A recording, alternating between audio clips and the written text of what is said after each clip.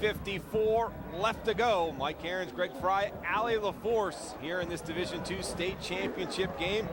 And as expected, 26-19, up and down. Give the PlayStation controls to your partner. Let him have some fun. Well, you know, both teams are going to have to continue this. I think this is the way this game is going. It's going to be about who plays the best in the fourth quarter, Mike. And we got a long way to go. Still only the second quarter, 3 minutes to go. A lot of time left in the first half. Yeah, the teams that have turned the ball over are the ones that come back. Of course, the Rams have been turnover free. However, they went for it down there on a 4th and 2, and a good job by the Mustangs. And they converted with an 81-yard touchdown pass. As you see Rashawn Joseph getting ready, and there's the play. 3 plays, 98 yards. And Stubbs comes up with the 81-yard touchdown reception.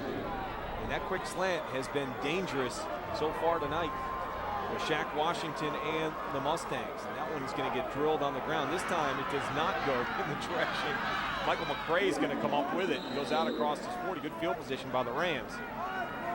And somehow Gilbert has been around every single one that's come up. That time Michael McCray got a handle on it. Trotwood will have some good field position here with 3:48 left to go. But how about a 14-point swing right there, you know, because the Rams had a chance to score on the 1-yard line, did not score. Maple Heights turns around and goes 3 plays to the house. You see Marcus Graham hot so far, 5 out of 6. And Graham falls on the football there. I don't know if there's a miscommunication between Graham and Antoine Gilbert. And I don't know if it was a play action fake or it was a handoff, but take another look. Yeah, because Antoine Gilbert turned back and looked. He lost the handle. Bobbled it. Gilbert never got it. Just lost the handle of the football. And a penalty on the play against Trotwood. That one is going to be denied by the Mustangs.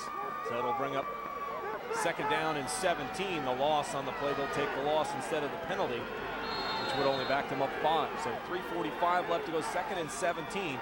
Graham is back. Graham looking for Jordan. Jordan had his man beat. Flag on the play as Jordan was getting separation from Dana Day.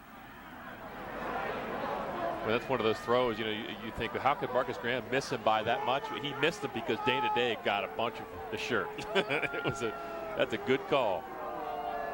Pass interference against the Mustangs. Jordan was beginning to separate. Dana Day knew it. And really, when you're a defensive back in a one-on-one situation like that, at that point, you're probably better off grabbing the shirt. And that's exactly what he did. As Day had separation, even with the shirt grab, the pass interference will go against Maple Heights. And Mike, it's a numbers game, you know, because Maple puts 9 guys in the box. They go man-to-man outside, and Jeff Graham knows that. So you got a good receiver in A.J. Jordan. You got one-on-one, and Marcus Graham is throwing the ball well. They're going to go after that. Jordan has been that deep threat all season long. On his way to Wisconsin. 14 catches, 176 yards, 3 touchdowns coming in to this one tonight. Officials talking this one over down on the field. Now they're going to bring in the side judge. I think they're talking about the spot of the football here with 3:39 left to go. It is a first down. It should be a first down. Automatic first down and pass interference. They figured. And now they're going to come and talk like they should be talking about the spot of the football is what I was wondering before. Yeah, they're off a little bit. It should be out across the 45 to the 49-yard line. Either way, it's going to be a first down. Well, they're not going to move it. They're going to keep it. That should be out at the 49. They're about 5 yards short of where they need to be. But with 3:39 left to go, with the way these teams are moving the football, 5 yards doesn't matter. Now they're going to stop. Hold on, they're going to stop one more time, I think here. Everybody going to get together and talk this one over. I mean, it matters, but it doesn't matter, right? The way these teams are scoring from anywhere on the field, we've seen them score. Spot the ball, wind the clock, let's go. Come on. They're going to move it either way. Just tell me where I got to be. No problem. All there right. It is. Now they got it right. Out at the 49. All right. Well, the Rams will take it at the 49. That's the right spot with 3:39 left to go. Now we're set to go. Put the ball down, get out of the way, let Maurice Douglas likes that. That's Yes. good. That's where it's supposed to be. Toss left.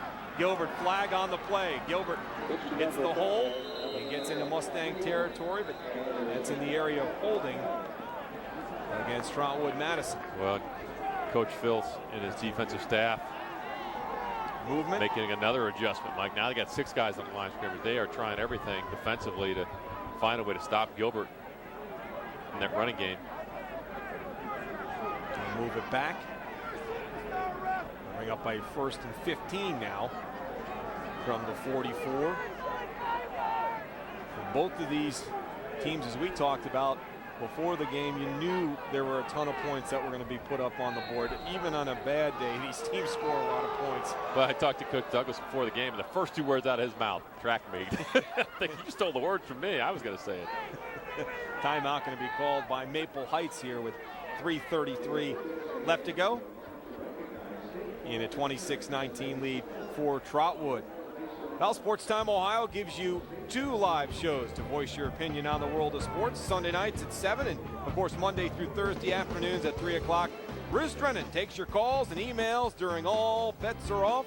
You can guarantee he's home right now watching this football game. I know that for a fact. And then Chuck Galletti wraps up the day with a fun-filled, fast-paced hour of your phone calls and emails during Chuck's Last Call, Monday through Thursday. That comes your way at 10 o'clock. All bets are off. Chuck's Last Call. Your chance to be heard for a complete schedule of programming on Sports Time Ohio. You can always visit stohd.com.